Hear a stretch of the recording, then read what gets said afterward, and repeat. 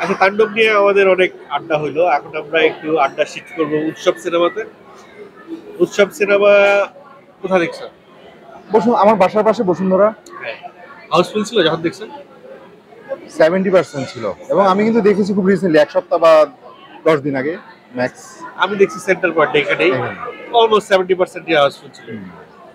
উৎসবের সবচেয়ে আমি আমি আমার কন্টেন্টে বলছি যে এই সিনেমাটা আন্ডারডগ। হুম হুম। যখন ট্রেলার দিচ্ছে তখনই বলছে আন্ডারডগ, এই সিনেমাটা একটা ভিন্ন কিছু করবে, এবং তাই করছে। সে যত দিন যাচ্ছে সেল তত বাড়তেছে। অবিশ্বাস্য। অবিশ্বাস্য রকম।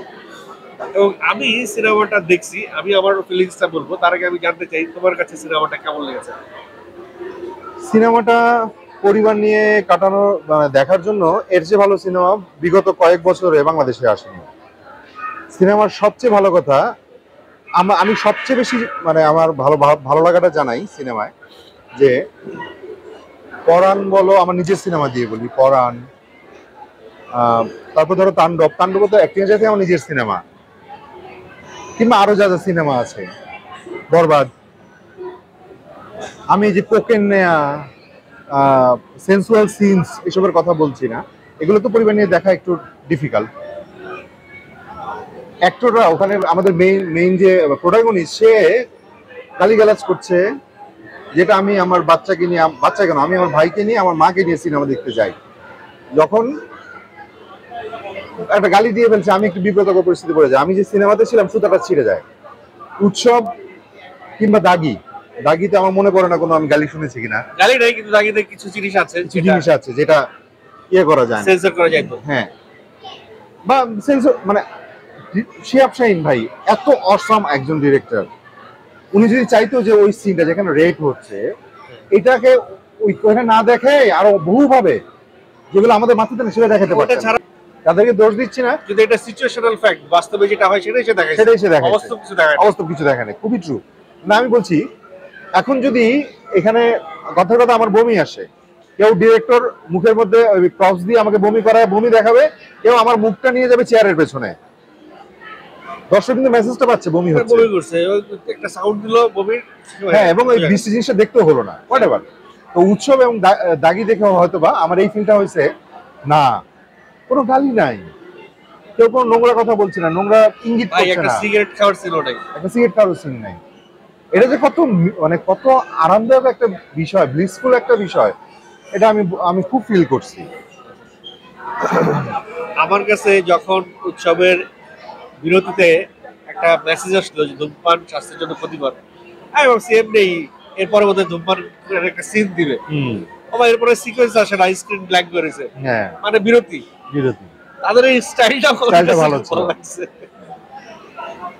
ওভারঅল উৎসব আমার ভালো লাগছে, এবং হচ্ছে যে আমার কাছে মনে হয়েছে, জানি না স্ক্রিপ্ট রাইটাররা বোধহয় নতুন, আমি যদি হ্যাঁ, ওদের দুজনের রাইটারের সঙ্গে আমি একটা জিনিস দেখলাম, বয়সের ডেট এবং মৃত্যুর ডেট, দুইটা ডেট দিল এবং সাদা কালো দিল। এইটার প্যাটার্নটা করার মানে কি?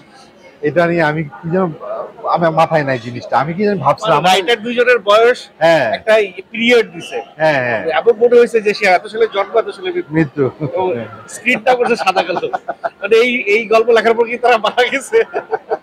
এই ধরনের খুব টেকনিক্যাল অনেক ধরনের মজা করছে পুরো সিনেমা জুড়ে। তো জয় আফার নিজেকে নিয়ে ট্রোল করছে, সবাই ট্রল। এই যে চঞ্চল চৌধুরীকে, সরি হ্যাঁ, এটা আমি এডিট করে দেবো, সমস্যা। চঞ্চল চৌধুরীকে জাহিদ হাসান পচাইলো, বা জাহিদ হাসান চঞ্চল চৌধুরী পচাইলো, বা জয় হাসান নিজে পচাইলো, বা অপি করিম জয় হাসানকে পচাইলো। এই পচানিগুলা যদি কোনো এই জেনারেশনের কোনো নায়িকা তার সামাজিক যোগাযোগ মাধ্যমে ওই লাইনটা লেখে, কিন্তু ঝগড়া শুরু হয়ে যাবে একদম নিঃসন্দেহে। খালি অপু বিশ্বাস আর বুবলির মধ্যে যদি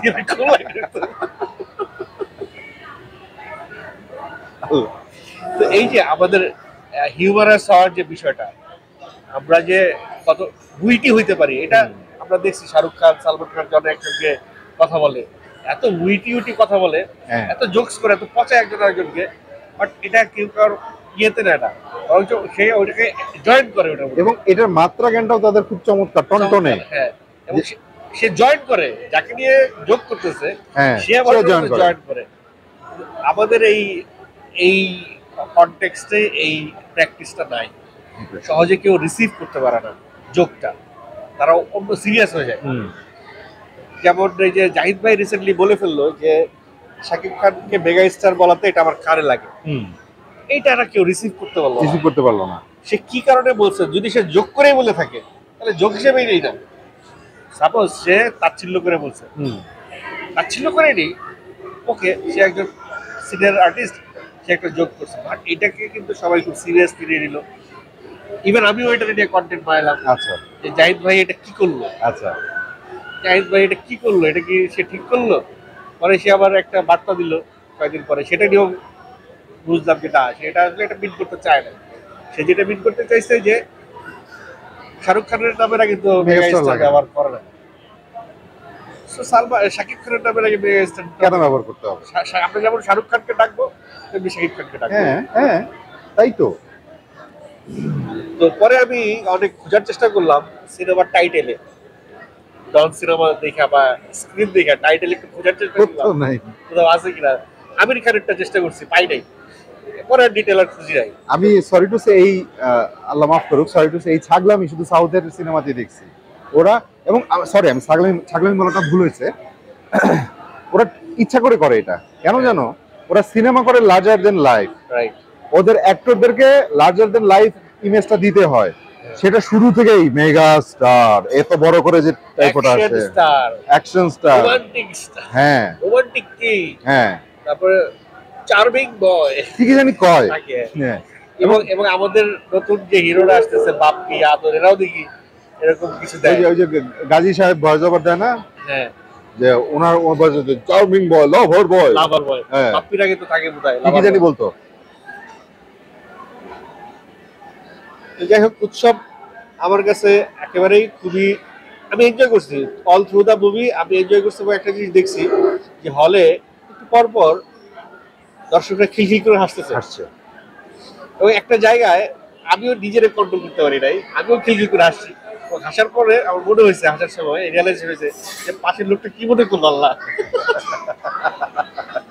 মানে বহুদিন পরে হলের মধ্যে এভাবে হাইসা আমার কাছে নিজের কাছে মনে হয়েছে আল্লাহ পাশের লোকটা কি মনে করলো। বাহ। তো উৎসবের আরেকটা জিনিস, এই যে উৎসবের যে গল্পটা, এই ধরনের গল্প আমাদের ইন্ডাস্ট্রিতে যে দর্শক দিচ্ছে, এটা উৎসব প্রমাণ করলো।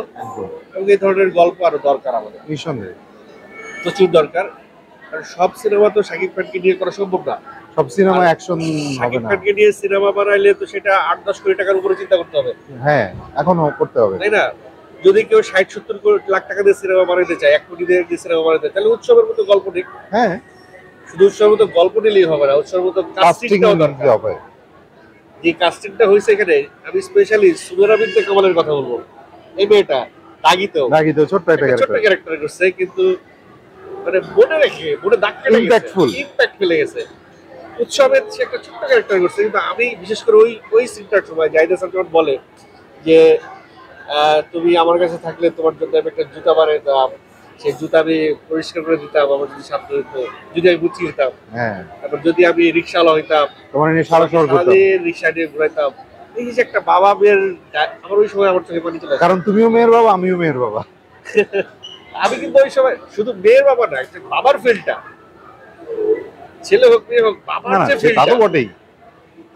ওইখানে তো একটা জিনিস আমার কাছে দুর্দান্ত লাগছে, আফসানা বিবি, স্পয়লার হয়ে যাচ্ছে যদিও একটু, আফসানা বিবিকে যখন জাহিদ হাসান বলে যে কেউ যদি ইচ্ছে করে হারিয়ে যেতে চায় তাহলে ঠিক হবে না, ওই জায়গাটা দুর্দান্ত।